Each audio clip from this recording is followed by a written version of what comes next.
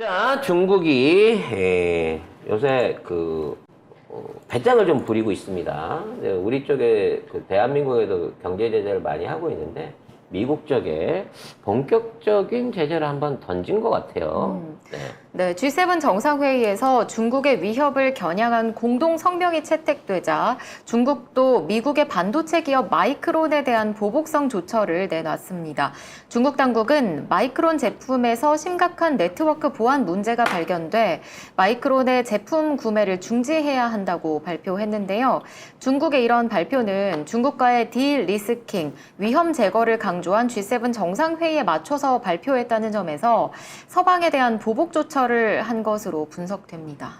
근데 이게 심각한 네트워크 보안 문제가 존재한다. 이거는 늘 미국이 중국한테 하던 얘기 아니에요? 샤오미 폰 쓰면 그 안에 비밀 백도어가 숨어져 백도어 있고. 칩이 있어가지고 정보가 다 달아난다. 뭐 이런 그래서 식인 거고요. 마이크론과 관련해가지고 몇 달 전에 이미 압수수색 다 했었고요. 중국 내에서. 제가 지난 몇 주 전에 말씀을 드렸죠. 그 반간첩법이 개정이 됐어요. 9년 만에 개정이 되면서 그 내용이 강화가 됐는데, 지금 안보, 공안 사건들이 중국 내에서 굉장히 많이 벌어지고 있는데, 그 간첩 행위를 했다라는 의심이 드는 사람뿐만 아니라 그 사람과 관련이 있는 사람들까지도 다 간첩으로 엮을 수 있게 개정이 됐어요. 그러니까 범위가 다 확대가 됐어요. 그러니까 증거 없이도 네. 어떤 한 사람이 간첩으로 체포되면 주변 사람을 다 엮을 수 있는 다 엮을 수 있게 완전 됐어요. 불비네. 네. 그걸로 지금 특히나 외국의 기업들 중에서도 컨설팅 기업들 중심으로 다 압수수색 들어갔고, 그리고 실제로 그 기업들이 지금 타깃이 되고 있어요. 그리고 일단 외국 기업이나 외국인들하고 같이 일하는 중국인들은 1차적으로 그 안에 들어가는 거예요. 그럼 옛날 2차 대전 직전에 이제 뭐 독일이 유태인한테 별 붙이고 미국이 일본인들한테 딱지 붙인 것처럼 똑같은 방식으로 지금 중국인들을 간첩으로 몰고 가고 있는 거네요. 그렇죠. 실제로. 그래서 일본인들도 굉장히 많이 체포가 되고 있고, 중국 내에서 외국 기업이나 외국인들하고 교류가 잦은 중국인들도 체포가 되고 있고, 자, 그렇게 되면은 중국 내에 들어가 있는 기업들뿐만 아니라 유학생들, 그리고 언론사들, 그러니까 외신 언론사들도 사실은 중국인들하고 교류를 해서 취재를 하잖아요. 그런 사람들. 안가기 잘했네. 네, 그런 사람들도 다 대상이 됐어요. 내가 1년에 12번, 13번씩 중국을 들락거리던 사람인데. 네. 아니, 이제는 위험했어요. 이제는 간첩대 때문에 무서워서 못 가겠네. 그래서 외국인도 봐주지 않아요. 잡으면 끝나요. 그러니까 이거는 반간첩법에 걸린 거야 라고 얘기해버리면 그냥 the end 끝나는 우리가 거예요. 옛날에 그 국가보안법 갖고 전부 다 네, 그냥 걸듯이 간첩이야 라고 하는 순간 하면은 이제 끝. 모든 사법, 이게 뭐 변호사고 나발이고 이런 거 없고요. 그냥 모든 사법적인 저항 내지는 보호가 사라지는 거죠.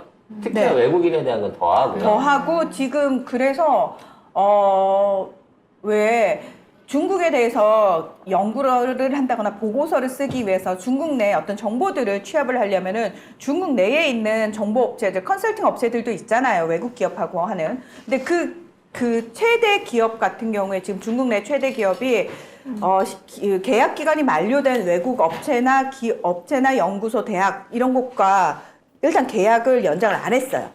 그럼 무슨 얘기냐면은 중국 정부의 철저한 통제에 따르는 기업한테만 정보를 주겠다라는 거예요.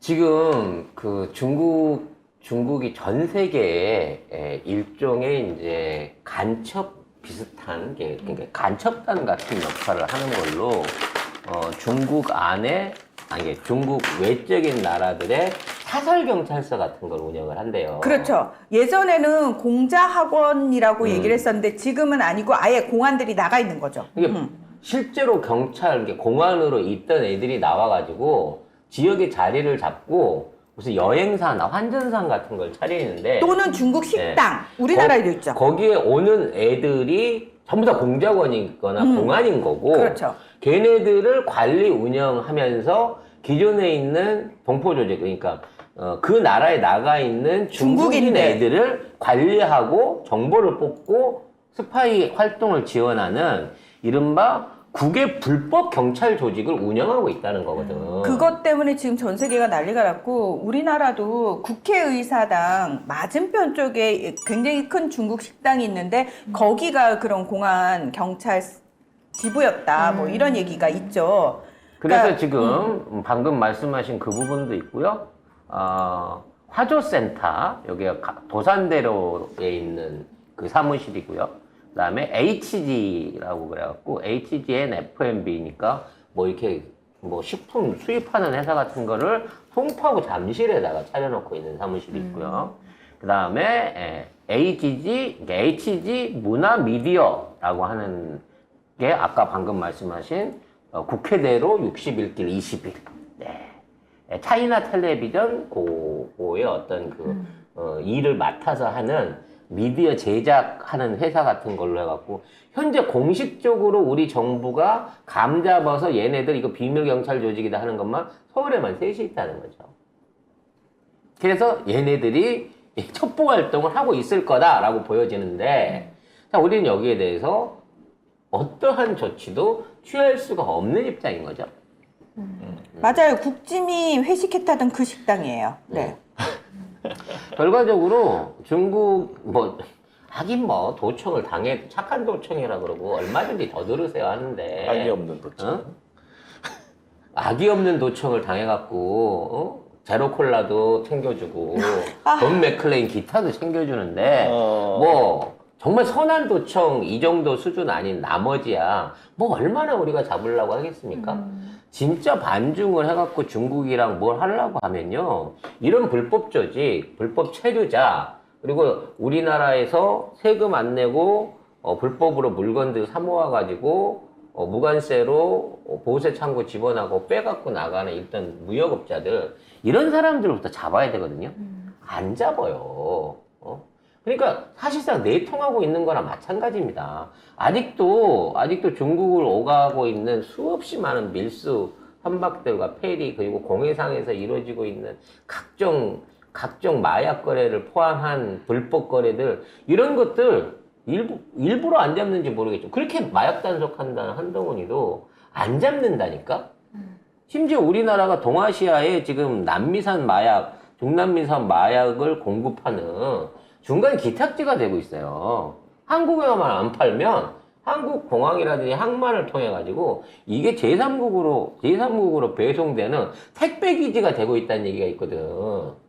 근데 문재인 정부가 막아가지고 수사를 못하고 처리를 못하고 있고 이런 심각한 공안 문제에 대한 해결을 안 하고 있다는 거야. 1년이 지났잖아, 1년이. 얘네들 이따위 사무실 차린 걸로 의심받은 지가 4년이 넘었단 말이야. 문재인 정부 때는 그래도 거기 가서 상시 감찰하고 거기에 대해서 조사도 하고 그랬어요. 지금 그냥 냅두고 풀어놓고 있다니까. 이게 뭔 반중이야, 빌어먹어.